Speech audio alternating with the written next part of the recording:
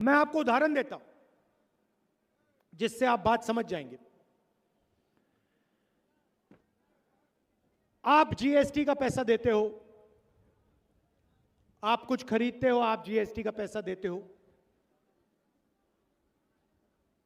Petrol, diesel, shirt, pant, जब भी आप कुछ खरीदते हो, हिंदुस्तान की सरकार आपसे जीएसटी का पैसा ले लेती है।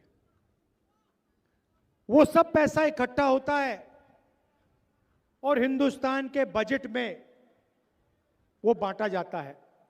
हर साल लोकसभा में, राज्यसभा में बजट पेश किया जाता है और आपका पैसा जो हिंदुस्तान के किसानों ने दिया, मजदूरों ने, आदिवासियों ने, दलितों ने, पिछड़ों ने, गरीब जनरल कास्ट के लोगों ने जो दिया, वो बांटा जाता है। बांटते कौन है? 90 आईएएस अफसर हैं। ये बजट के सारे निर्णय लेते हैं।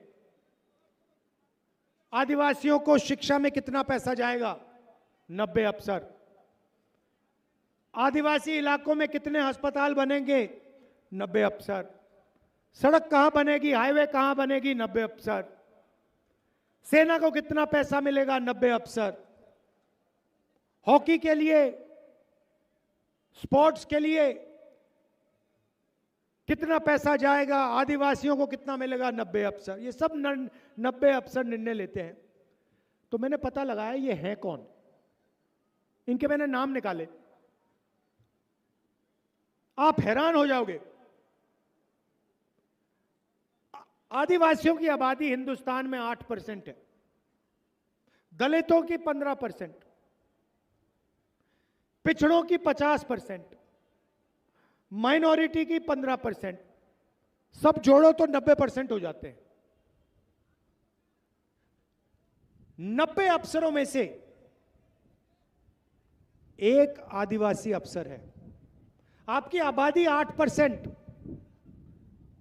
90 में से आप एक हो और उसको पीछे बैठा रखा है, पीछे कोने में बैठा रखा है। और जब हिंदुस्तान का बजट बढ़ता है, जब निर्णय लिए जाते हैं, तो अगर हिंदुस्तान की सरकार 100 रुपए खर्च करती है तो आदिवासी अफसर 10 पैसे का निर्णय लेते हैं। आपकी आबादी 100 में से 8, आपकी भागीदारी 100 रुपए में से 10 पैसे। यही हालत दलितों की है। दलितों की आबादी 15%, 90 अफसरों में से 3 उनके, वो भी छोटे छोटे डिपार्टमेंट में। और अगर हिंदुस्तान की सरकार 100 रुपए खर्च करती है, बजट में 100 रुपए बांटती है, तो दलित अफसर 1 रुपये का निर्णय लेते हैं। और यही हालत पिछड़ों की, यही हालत माइनॉरिटी की। पिछड़ों की आबादी 50%। 24 घंटे नरेंद्र मोदी पिछड़ों की बात करते हैं। 90 में से 3 आपके, और 100 रुपए में से 5 रुपए का निर्णय पिछड़े अफसर करते हैं। सब जोड़ लो, आदिवासी, दलित, पिछड़ों को जोड़ लो, 100 रुपए में से 6 रुपए 10 पैसे का निर्णय आप लोग लेते हो। यह सच्चाई है हिंदुस्तान की। आपको मीडिया दिखाई देती है, टीवी पे आप देखते हो, अलग अलग एंकर दिखते हैं, बड़े बड़े एंकर अपने विचार रखते हैं टीवी पे, मीडिया में। उन एंकर में आपने कभी आदिवासी देखा? कभी देखा? कभी पिछड़े वर्ग का कोई देखा? कभी दलित देखा? ना, नहीं मिल सकता आपको। इनके मालिकों की लिस्ट निकालो, एक पिछड़ा नहीं मिलेगा, एक दलित नहीं मिलेगा, एक आदिवासी नहीं मिलेगा। मीडिया, कॉर्पोरेट इंडिया, जुडिशरी, आपको 90% के लोग कहीं नहीं मिलेंगे। जहां भी पावर है, जहां भी धन है, वहां आपको ना आदिवासी, ना दलित, ना पिछड़ा वर्ग का दिखेगा। यह हिंदुस्तान की सच्चाई है। और मैंने पार्लियामेंट हाउस में बोला मोदी जी के सामने, मोदी जी क्यों नहीं देश की सच्चाई, पिछड़ों की, आदिवासियों की, दलितों की, माइनॉरिटी की सच्चाई हम देश के सामने रख दें। मोदी जी जाति जनगणना क्यों नहीं करें? एक शब्द नहीं बोले, चुप। क्योंकि जिस दिन जाति जनगणना हो जाएगा, उस दिन देश के पिछड़े वर्ग को, दलित को, आदिवासी को अपनी भागीदारी के बारे में सब कुछ पता लग जाएगा। भाई और बहनों, आप कहीं के नहीं हो, आप कहीं के नहीं हो।